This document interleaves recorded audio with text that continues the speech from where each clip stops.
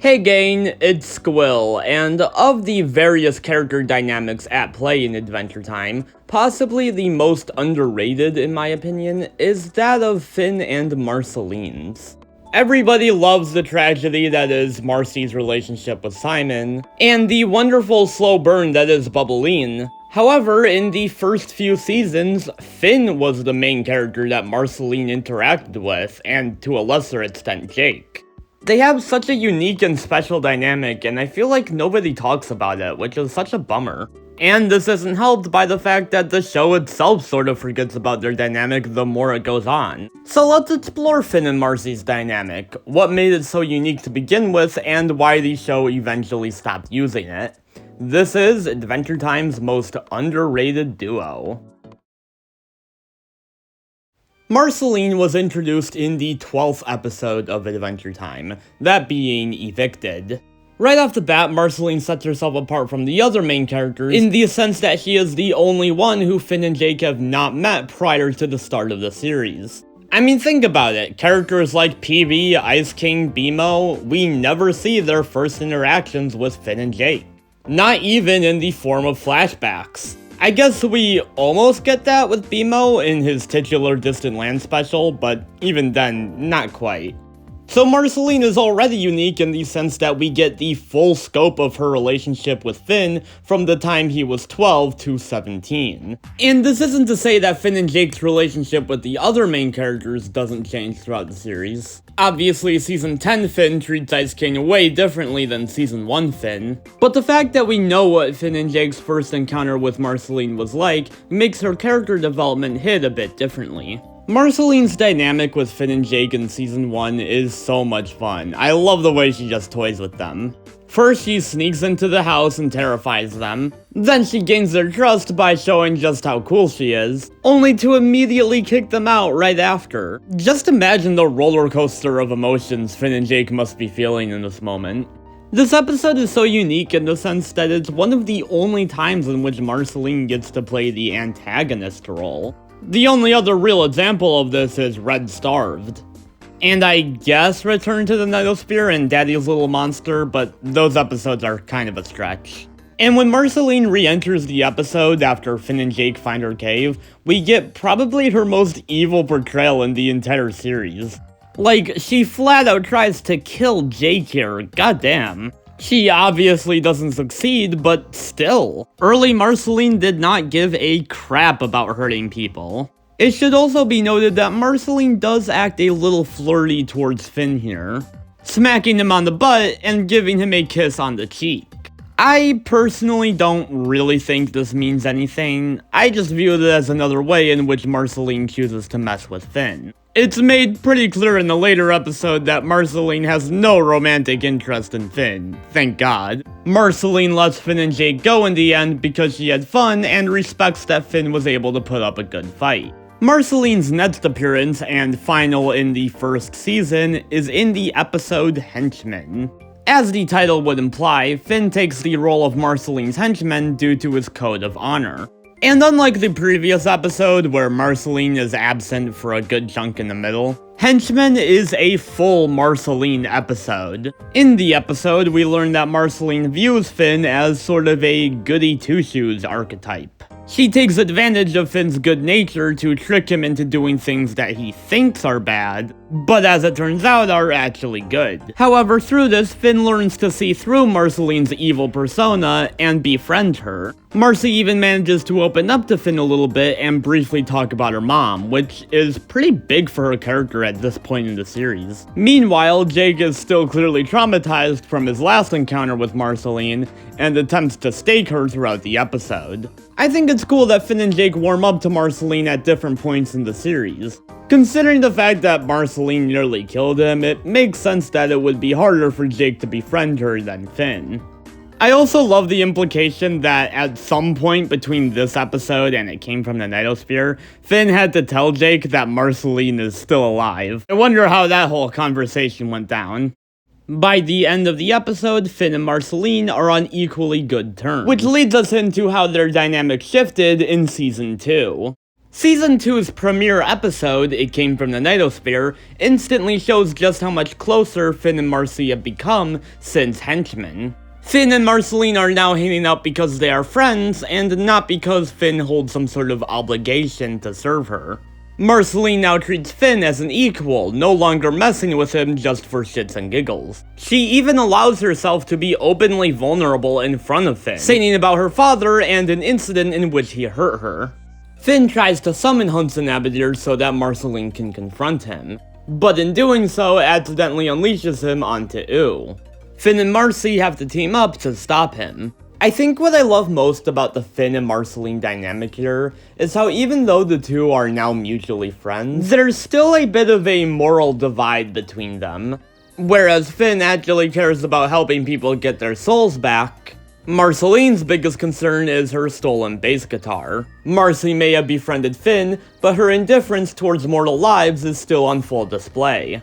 At the end of the episode, Finn plays Marceline's Fries song in front of her father. This forces the two to have an actual heart-to-heart and come to an understanding with each other. Of course, Finn cuts their conversation short, but the point is, for the first time in decades, possibly centuries, Marceline was able to have an actual conversation with her father. And it was all because of Finn. Marceline's next episode in Season 2 is Go With Me. This episode is definitely a fair bit lighter than the previous one, however there's still some great character work here. First off, it is revealed that at some point between this episode and It Came from the Nightosphere, Jake got over his fear of Marceline. This is a cool status quo shift because it means that Jake and Marcy can now share stories together, while still giving the show room to play around with Jake's fear of vampires later on in the series. In the episode, Jake gets Marceline's help to get Finn a date with PB. Except all of Marcy's advice ends up pushing PB and Finn away from each other. This story is actually very clever, because on the surface it seems like Marcy is doing this on complete accident. But through subtext and the context of later episodes, it's made pretty clear that Marceline is intentionally trying to steer Finn away from her. Marcy knows from experience that dating PB is bad news. In the third act of the episode, Finn tries to woo Marceline to go on the same date with him that he wanted to ask PB out on. Needless to say, Marceline rejects him. I like that this episode draws a line in the sand. It tells us no, Marceline does not have any romantic interest in Finn. Likewise, Finn was never interested in Marcy that way. He just needed a date to go to the movie with. This obviously isn't enough to stop people from shipping them entirely, but it's made clear in this episode that that's just not the sort of relationship that these two have. Nah, instead they share sort of a younger brother, older sister dynamic. Marceline may tease and mess with Finn, but at the end of the day, she still deeply cares about him, even if she's not always able to admit it. At the end of the episode, Finn and Marceline do go to the movie together, but as friends. And they proceed to ruin it for everyone else, because why wouldn't they? Marceline's last episode in Season 2 is also technically the season finale, at least in airing order, that being Heat Signature. With the help of her ghost friends, Marceline tricks Finn and Jake into thinking that they've become vampires. This one kinda plays out like one of those SpongeBob episodes where SpongeBob and Patrick are just completely ignorant to the world around them. I think the most notable thing about this episode is that it's the last time Marceline's trickster persona is really on display. And even then, she tries to put an end to it before things go too far. Season 1 Marceline didn't care whether Finn and Jake lived or died. But here at the end of Season 2, she's actively going out of her way to save the pair's lives. She cares enough about the two to even apologize for tricking them and putting them in danger. It's cool that this episode sort of acts as the end of an era for Marceline's character, the point in which she started treating Finn and Jake like equals. These three ghost characters are so unmemorable, they quite literally never appear or are mentioned before or after this episode. But I like what they represent within this story. They are a symbol of Marceline's past. Her apathy towards mortal beings that stems from her own self-hatred. So from that perspective, it kinda makes sense why these ghosts were left in the past. They represent a version of Marceline that just doesn't exist anymore. The version of her who hadn't met Finn and Jake. It really is incredible just how much development the Finn and Marceline relationship has gotten in just 5 episodes. But speaking of Marceline's past, in her first episode in Season 3, Memory of a Memory, Finn and Jake are tricked into going inside Marceline's mind to retrieve a memory. Much like Heat Signature, this episode also introduces a new character that represents Marceline's past, this time being Ash. All my homies hate Ash. Ash is the worst. But there's definitely a pattern here, with Marceline associating herself with bad people before meeting Finn and Jake. I think most Marcy fans can agree that the characters she associates herself with help inform who she is at that point in the series. Marceline hated herself when she was in a relationship with Ash because he treated her like dirt. It was only after befriending Finn and Jake that she was finally able to let her guard down, and this is shown through the fact that Finn is the one who saves Marceline from being brainwashed. It is through Finn that Marcy is able to see Ash for the sexist pig that he is. It is here that she kicks him in the balls. You love to see it. 7 episodes later, we get what is, in my opinion, the ultimate culmination of Finn and Marceline's friendship, in the form of What Was Missing. This episode essentially puts Finn in the middle of PB and Marcy's feud we briefly saw back in Go With Me. Near the start of the episode, Marcy sings about her grievances towards PB, in what would be her second of 2 diss tracks, if you will. However, Finn, acting as a mediator in the episode, is able to lighten the mood between the two. And all with the power of spaghetti. But for real, this little moment with Finn is enough to get Marceline to go along with PB's attempt to open the door, even if it ends up backfiring on them, leading to an argument between the pair that causes them both to leave. However, Finn is able to pull them back with a genuine song about his true feelings for his friends. Through Finn's earnestness, PB and Marcy are able to sing together harmoniously. It's because of Finn that PB and Marcy were able to mend their relationship throughout the course of the series. But the song itself also gives a bit of insight into how Finn views his relationship with Marcy. In the song, Finn asks, "What am I to you? Am I a joke, a knight, or your brother?" Obviously, him being a knight is a reference to his dynamic with PB, and he's Jake's brother.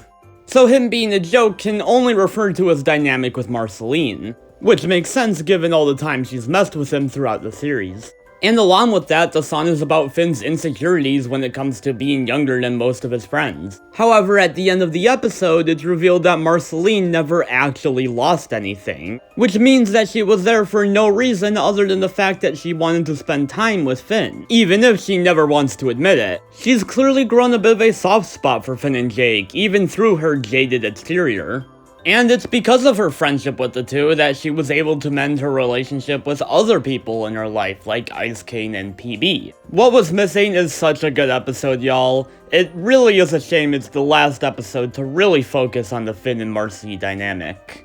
Marceline does get one last major role in Season 3, that being the episode Marceline's Closet. However, there's not really a ton to say here about the Finn and Marcy dynamic. I like the implication at the beginning that ever since What Was Missing, Finn, Jake, Marcy, PB, and BMO have all been having jam sessions together. Finn sees Marcy naked in this one.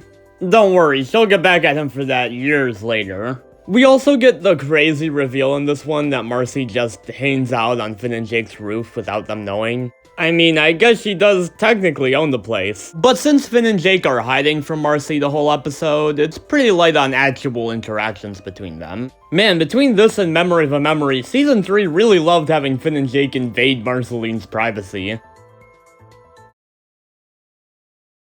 In Season 4's Daddy's Little Monster, after Finn and Jake gained the approval of Marceline's father, Marcy jokingly tells them that she doesn't want to hang out with them anymore. She is then absent for almost 20 episodes. In the commentary track for this episode, Rebecca Sugar brings up the fact that this line upset a lot of kids, as they thought that Marcy had actually stopped being friends with Finn and Jake. Despite this, there are no more stories about Finn and Marcy's dynamic after Season 3, and the little screen time they do get together is very small. This isn't to dismiss everything after Season 3, there are a few moments later on in the show that I really like between them. But the more the show goes on, the more Marcy's stories shift to her dynamics with PB and Ice King. The later seasons definitely prioritize the more emotional Marceline stories, with the characters she has a deeper connection to. And this isn't to say that I don't like these stories, because I really do. I just feel like the earlier seasons had a bit more variety in terms of Marcy's appearances. Like, we can get a comedic and silly Marceline episode in the form of Heat Signature, the same season as a more dramatic and emotional episode like It Came from the Nightosphere. And you know, who's to say we can't have emotional Finn and Marceline episodes? I mean, you're telling me we can get an emotional BMO and Marcy episode, but not Marcy and Finn? At the very least, I think it was a missed opportunity for us not to see what Finn would have turned her into in Don't Look. Despite this, let's go over the few moments that Finn and Marcy did share together in these later seasons. In I Remember You, Marceline stops Finn and Jake from taking away Ice King. Then later in the episode, the pair are seen watching Marcy and Ice King sing together. I love how Finn and Jake are used as an audience stand-in here, absolutely bewildered at what's going on. This is a great moment. This is followed up on in Simon and Marcy, where Marceline tells Finn and Jake about her history with Simon. I really like this, as it's implied that Finn and Jake are the first people that Marceline has ever told this story to. It's another little detail that shows just how much Finn and Jake helped Marcy open up to people. Marcy also briefly attempts to help Jake get his sandwich back in Time Sandwich. And speaking of Jake, we get a full-on Jake and Marceline episode in the form of Red Starved. This is a pretty fun one, as it plays with Jake's fear of vampires from back in Season 1. It's a pretty gag-driven episode. There's not a ton for me to say about it character-wise, but it's a great episode. In Betty, we briefly get to see another Finn, Jake, and Marcy jam session. The pair then join Marceline to reunite with Simon. However, the best episode post-Season 3 to explore the Finn and Marceline dynamic is an episode that Finn himself isn't even in. That being Season 5's Fiona and Cake episode, Bad Little Boy. Man, remember when Fiona and Cake were just these fanfiction characters that only show up once a season, if that? These episodes feel so weird to talk about now. In the episode, Marceline tells a story about her gender-swapped counterpart, Marceline, and Fiona.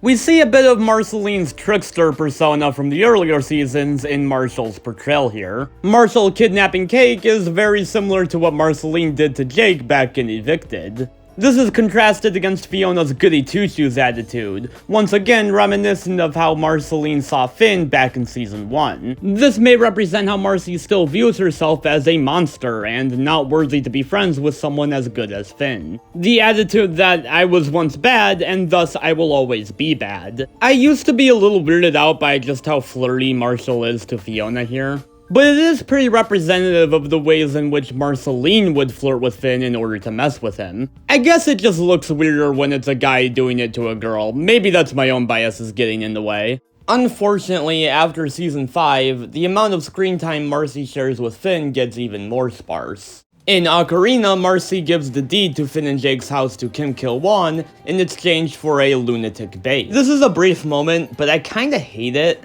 Like, Marcy should not be treating Finn and Jake like this at this point in the series. What the hell? Finn, Jake, BMO, and Marcy hang out together at the start of Dark Purple, which is nice, but I don't really have a ton to say about it. Then in Stakes, Finn and Jake join Marcy and PB in hunting the vampires. I like that Finn and Jake are here, but they don't really get any interesting character moments between them and Marcy. Instead, Finn and Jake mostly serve as the comedic relief characters here, and to be fair, they serve that role well. I guess I just wish we got one good Marcy and Finn moment. But I like that they bring back Jake's fear of vampires again. That was cool. In the musical, Marcy plays a cover of Francis Forever by Mitski at the Battle of the Bands in order to cheer up Finn. In The Invitation, she and PB see Finn, Jake, and Susan off on their journey. I really love this moment where Finn thanks the two for seeing them off, and PB's like, yeah, of course, it's my boat. And then Marcy turns around like, yeah, and we care about him, you dingus. That's a great bit, very in character for Marcy. Speaking of PB, I also really love this moment in Bonnabelle Bubblegum, where she says, families are tricky, you guys know what I mean, right? And then Finn and Marcy both shake their heads in unison. Man, why didn't we get an episode about Finn and Marcy bonding over their shared daddy issues? That would have been so good. Marcy shows up to Finn's birthday party in 17, Finn and Jake attend her concert in Marcy and Hudson, and that's about it. Those are all the times Finn and Marcy interact throughout the series. Oh, and Marcy sees him nude in Obsidian, but I already mentioned that. It really is a shame just how little Finn and Marcy interact after Season 3. They had such a wonderful dynamic in those first 3 seasons. Watching Finn slowly turn this apathetic and morally gray vampire into someone who genuinely cares about people beneath her cold exterior. Marcy would not be the softie she is today if it weren't for Finn, and it's a bummer that both the fandom and the show itself kinda overlooks that. The Marcy and Finn dynamic is wonderful, easily Adventure Time's most underrated duo. If we ever get a Bubbleen spin-off or something, we need to see them interact again. But what do you think of the Finn and Marcy dynamic, and what's your favorite Adventure Time duo? Let me know in the comments, and have a good one. Squill out.